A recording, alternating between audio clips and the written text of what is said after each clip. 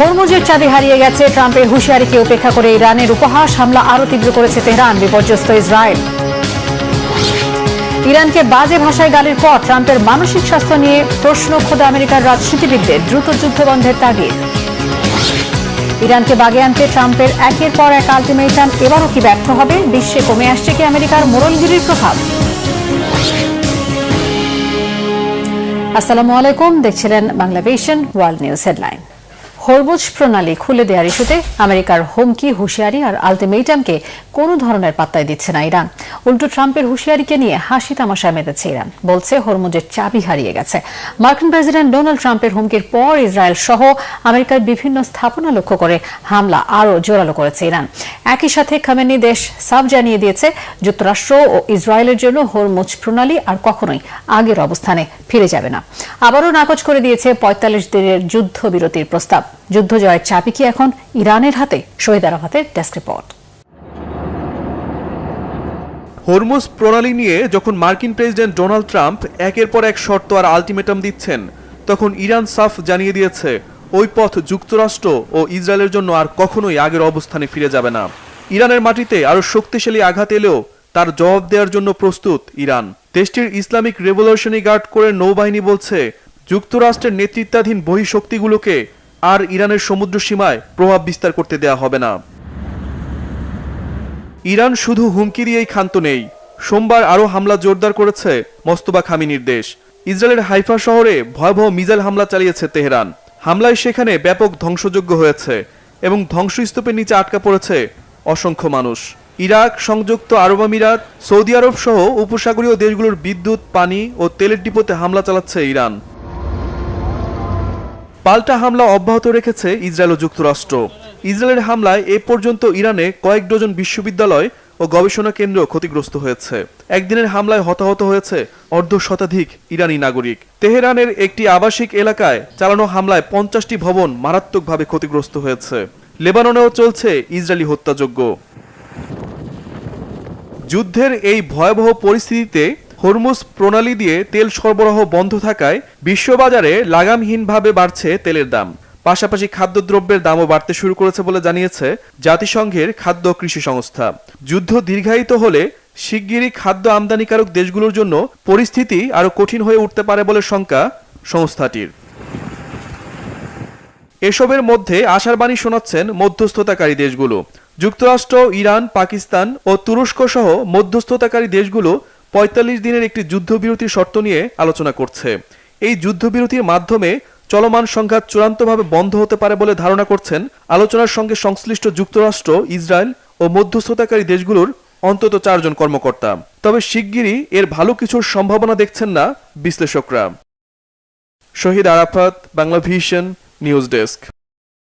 তিনি কি মানসিক ভারসাম্য হারিয়ে ফেলেছেন? তিনি কি মানসিক রোগী? আমেরিকার প্রেসিডেন্ট ডোনাল্ড ট্রাম্পের মানসিক সুস্থতা নিয়ে সন্দেহ জানিয়ে এমন প্রশ্নই তুলেছেন খোদ আমেরিকার রাজনীতিবিদরা। রবিবার চরম অকথ্য ভাষায় ট্রাম্প ইরানকে হুমকি দেওয়ার পরই ক্ষোভ জানিয়েছেন আমেরিকার প্রভাবশালী রাজনীতিবিদরা। তাগিদ দিয়েছেন যুদ্ধ বন্ধের। প্রশ্ন উঠেছে, বিধ্বস্ত বিমানের নিখোঁজ পাইলটকে উদ্ধার করতে গিয়েই যে পরিমাণ নাজেহাল হতে হয়েছে আমেরিকাকে, বেশ কয়েকটি বিমান ও হেলিকপ্টার হারিয়ে যে পরিমাণ ক্ষতির মুখে পড়েছে ট্রাম্পের বাহিনী, এরপরও কি ভৌগোলিকভাবে জটিল ইরানের ভেতরে ঢুকে সেনা অভিযান চালানোর সাহস করবেন প্রেসিডেন্ট ট্রাম্প? হাফিজুল ইসলামের ডেস্ক রিপোর্ট। ইরানের আকাশে দাপিয়ে বেড়ানো মার্কিন F-15 স্ট্রাইক ঈগল যখন হঠাৎ মাটিতে আছড়ে পড়ল, তখন ওয়াশিংটনের দীর্ঘদিনের অজেয় থাকার দম্ভে প্রথম বড় আঘাত লাগে। ৫ সপ্তাহের টানা বোমা বর্ষণে আকাশপথ নিজেদের দখলে রাখার দাবি করে আসছে যুক্তরাষ্ট্র। কিন্তু একের পর এক বিমান হারানোর ঘটনা প্রমাণ করে ইরান সত্যিকার অর্থেই পাল্টা লড়াই করার ক্ষমতা রাখে। প্রেসিডেন্ট ডোনাল্ড ট্রাম্প পাইলট উদ্ধার অভিযানকে নিজেদের বড় জয় হিসেবে প্রচার করছেন, কিন্তু এই নাটকের আড়ালে লুকিয়ে আছে বিশাল আর্থিক ও কৌশলগত ক্ষতির অঙ্ক। পাইলটকে বাঁচাতে গিয়ে আমেরিকার যে পরিমাণ সম্পদ ও প্রযুক্তি নষ্ট হয়েছে চলমান যুদ্ধে, সেটা হয়ে দাঁড়িয়েছে দুশ্চিন্তার কারণ।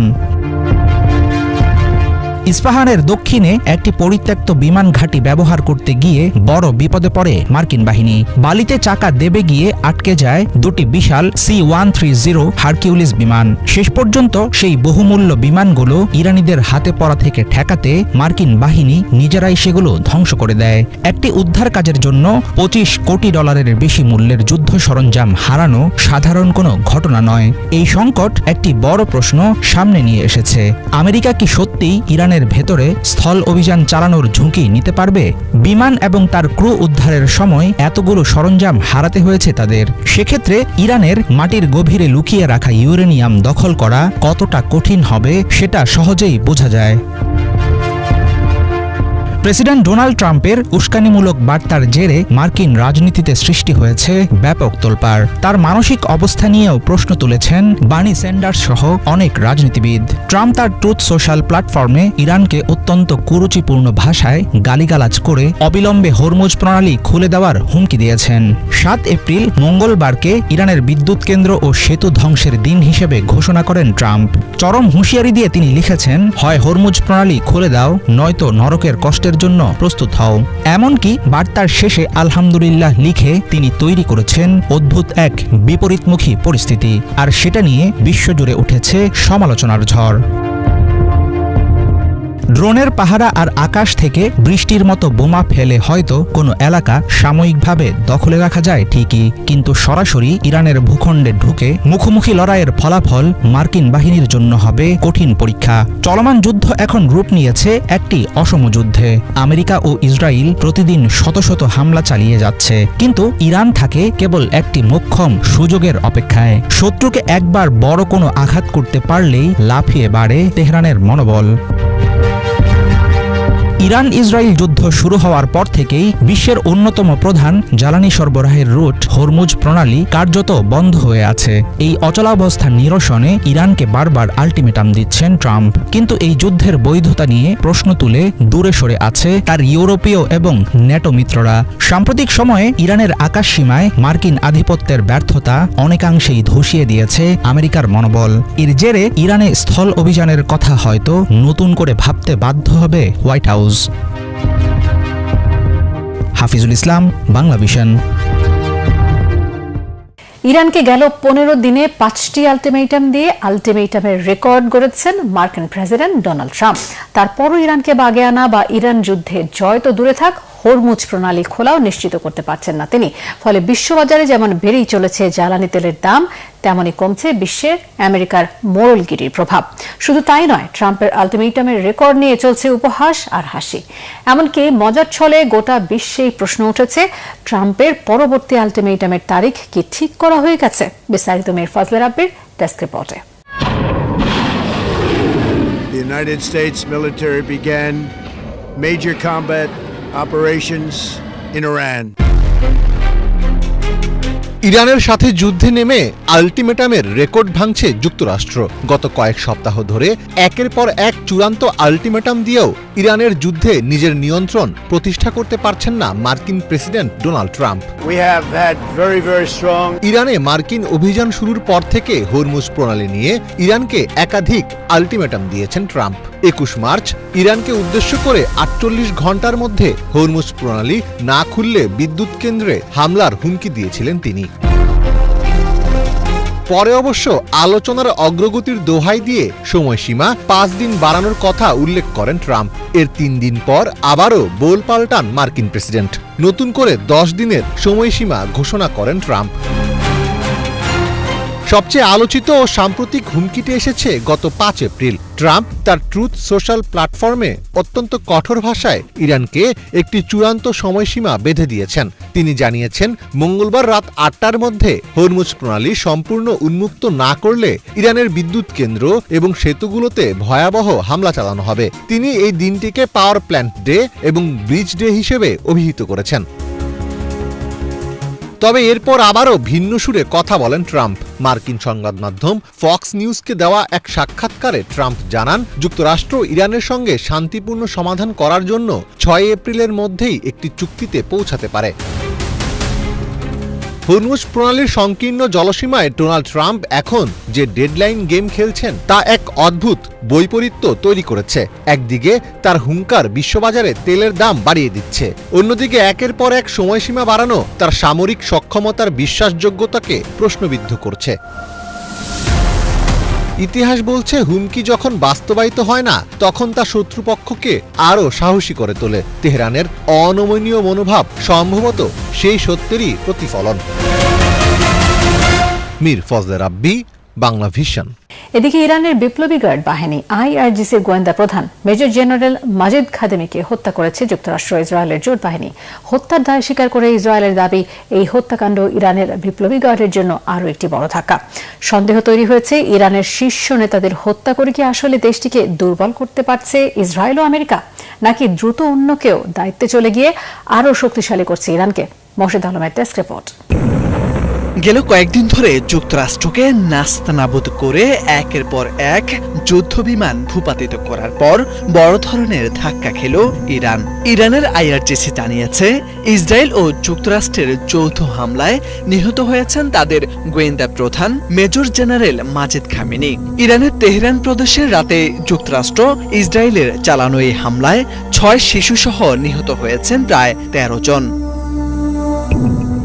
IRGCর বিবৃতিতে বলা হয়েছে, সকালে চালানো ওই হামলাতেই প্রাণ হারান খামেনি। এতে সরাসরি ইসরায়েল ও যুক্তরাষ্ট্রকে দায়ী করেছে সংস্থাটি। ইরানের বিবৃতির পর খামেনির হত্যার দায় স্বীকার করেছে ইসরায়েলও। দেশটির প্রতিরক্ষা বাহিনী জানায়, গোয়েন্দা প্রধান নিহত হওয়ায় ইরানের জন্য আরও একটি বড় ধাক্কা। সাম্প্রতিক যুদ্ধে ইরানের শীর্ষ সামরিক কর্মকর্তাদের মৃত্যুর ক্ষেত্রেও দেখা গেছে বেশিরভাগ সময়ই ইসরায়েল ও যুক্তরাষ্ট্র দায় স্বীকার করার পরেই ইরান তা নিশ্চিত করেছে। তবে এবারই ব্যতিক্রম ঘটেছে। ইরান নিজেই আগে খাদেমির নিহত হওয়ার খবরটি ঘোষণা করেছে।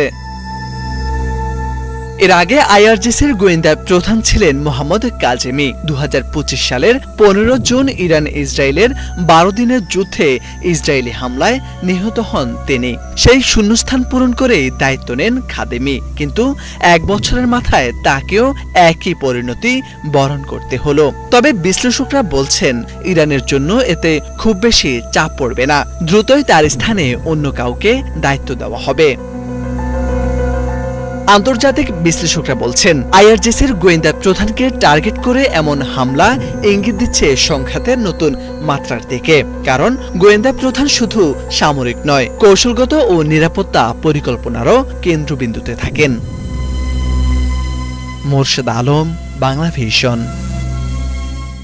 মধ্যপ্রাচ্যে চলমান সংঘাতের প্রভাবে বৈশ্বিক জ্বালানি সরবরাহ বিপর্যস্ত। যুদ্ধ পরিস্থিতির কারণে বিশ্ববাজারে টালমাটাল জ্বালানি তেলের দাম। দক্ষিণ এশিয়ার বেশিরভাগ দেশ জ্বালানি সংকটের এই ঝাপটায় রীতিমতো খেই হারিয়ে ফেলছে, যা বাড়তি চাপ তৈরি করেছে বাংলাদেশের মতো দেশগুলোর উপরও। তবে জ্বালানি তেলের দাম বাড়বে বলে সবাই ধারণা করলেও সেই পথে হাঁটেনি বাংলাদেশ সরকার। বিস্তারিত মীর ফজলে রাব্বির ডেস্ক রিপোর্টে। ইরান যুক্তরাষ্ট্র সংঘাতের প্রভাবে তীব্র জ্বালানি সংকটে পড়েছে বিশ্ব। বিশেষ করে দক্ষিণ এশিয়ার বেশিরভাগ দেশ জ্বালানি সংকটের এই ঝাপটায় রীতিমতো খেই হারিয়ে ফেলছে। কলম্বো থেকে ইসলামাবাদ সবখানেই যখন জ্বালানি সংকটের দীর্ঘশ্বাস, তখন বাংলাদেশ যেন এক ব্যতিক্রমী উদাহরণ। মধ্যপ্রাচ্যের যুদ্ধের প্রভাবে তীব্র জ্বালানি সংকটে পড়েছে পাকিস্তান। পরিস্থিতি সামাল দিতে গত 3 এপ্রিল 1 মাসের ব্যবধানে দ্বিতীয়বারের মতো জ্বালানি তেলের দাম বড় পরিসরে বাড়িয়েছে দেশটির সরকার।